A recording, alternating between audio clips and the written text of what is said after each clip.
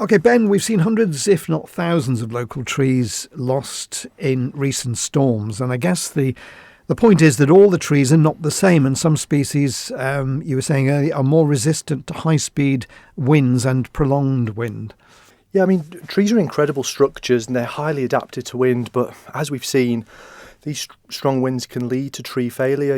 Even the best of them can fail if the wind gets strong enough. Wind speed affects trees differently depending on many factors like exposure, root development, species, height, shape, structural condition and so on. Wind direction is crucial. Trees exposed to the prevailing wind, which comes from the southwest on the Isle of Man, tend to develop stronger root systems, adaptive growth in their trunks and branches to resist the forces from that direction, whereas trees exposed to a strong wind from an unusual wind direction, or newly exposed trees exposed as a result of removal or loss of a neighbouring tree, for example, are generally way more vulnerable. And of course, recently in the storms that we've had, one or two of them have not been from the southwest, which has obviously taken its toll.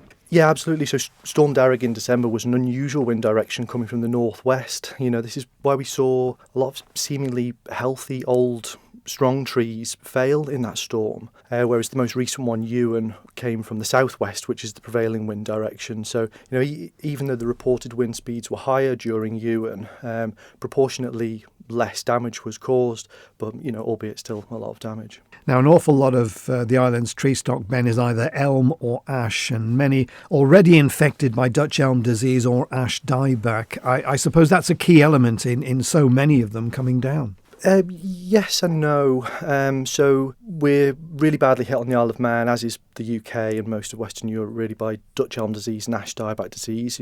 Both are fungal pathogens or fungal infections, and they disrupt the flow of water from the roots to the crown, causing the leaves to wilt and fall off very quickly. No leaves, no photosynthesis, and then so leads to a rapid decline and death of the tree. Ultimately, we're expecting to lose 90-something% of all of our ash trees in the coming years. In fact, I'm struggling to find any ash that aren't infected at the moment. And probably the same level of elms to be lost, if not more, especially following the cuts to DEFRA's Dutch elm management budget. Interestingly, I was surprised to see during the recent storms, actually, that many of the elm and ash badly affected by these diseases were seemingly unaffected by the strong winds, due to the fact that they have sparse crowns, and therefore they didn't catch the wind in the same way. And of course, they're deciduous trees, so there was no leaves there. My observation, actually, during these storms was that the healthier deciduous trees with the denser crowns and the evergreen trees, the pines, the cypress species and so on, those are the ones that got hit worst. That's interesting.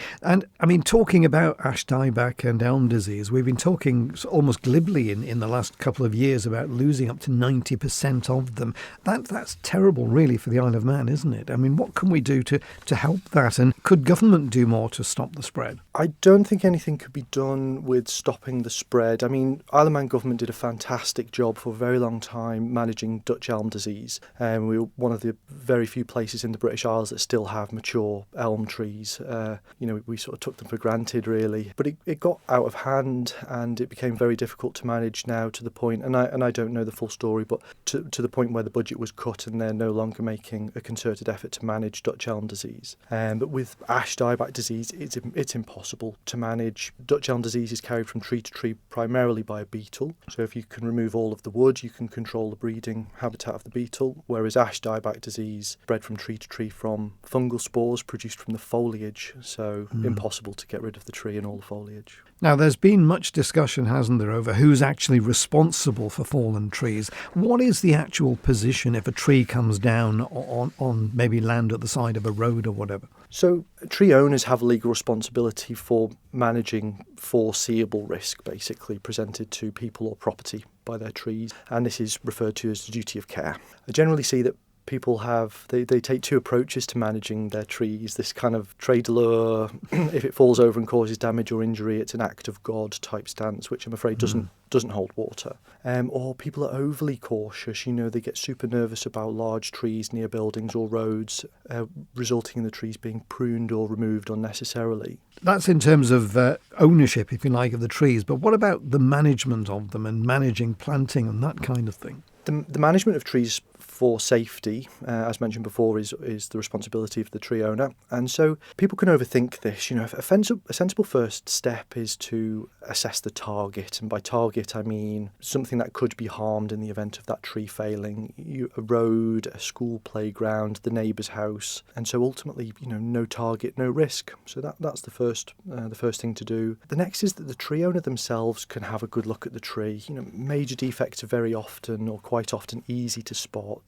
Big cracks, cavities, fungal brackets, and a good one is movement in the ground around a tree, especially in strong winds. These are red flags. It may just be a case of managing the ivy, removing the ivy from the lower part of the tree so that you can have a good look at the trunk and the forks and so on. Yeah, and then obviously if people are uncertain, then they need to get in touch with one of the local qualified and reputable arborists for their opinion. And if required, go on that recommendation. A good arborist obviously is going to be able to spot these defects and make sensible recommendations. And we've got some good arbs, some good guys on the Isle of Man that take care of you.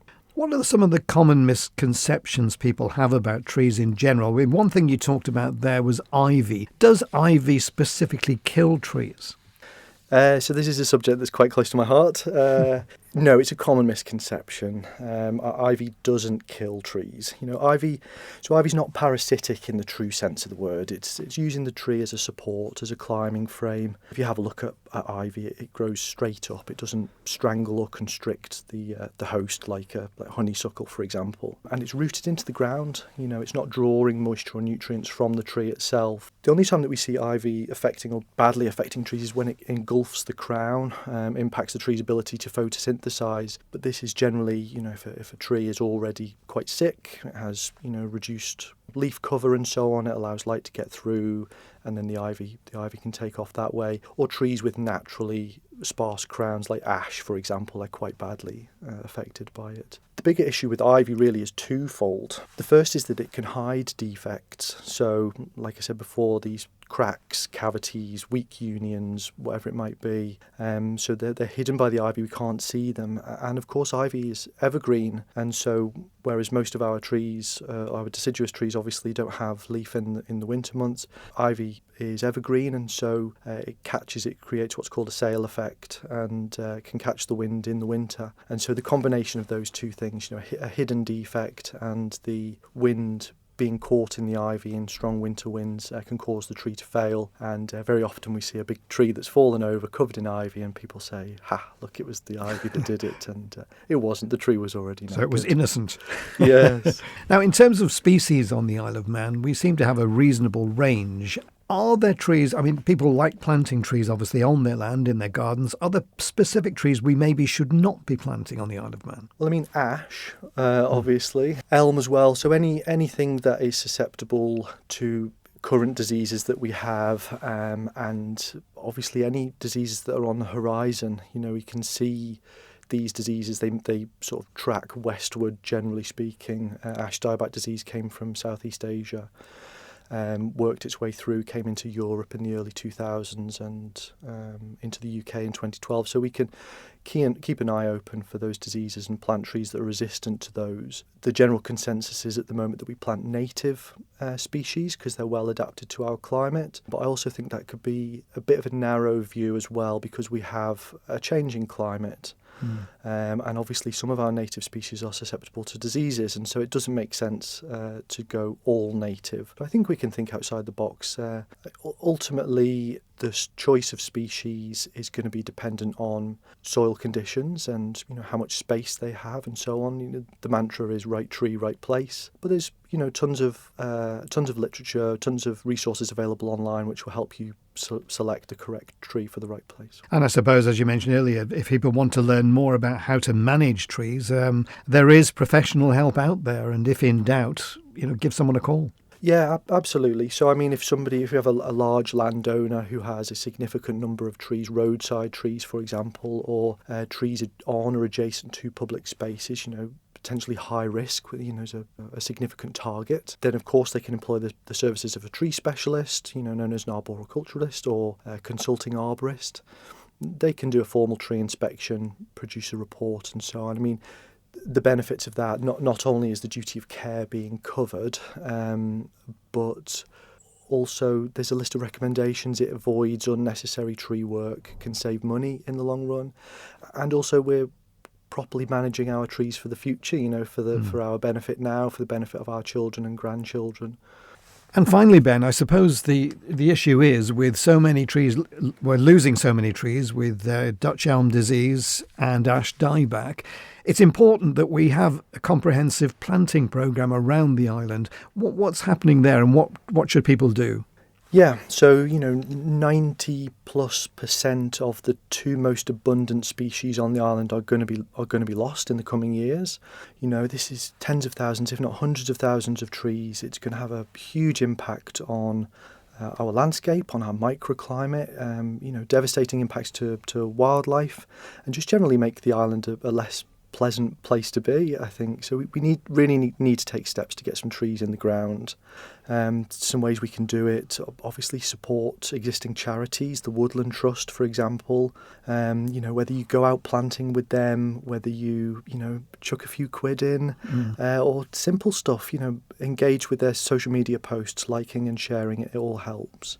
Another way, dare I say, we need to lean on government. The Isle of Man Climate Change Plan declared a real push for tree planting, but I'm not sure that push is happening in a meaningful way. We've got tons of suitable land on the island which could be used for planting.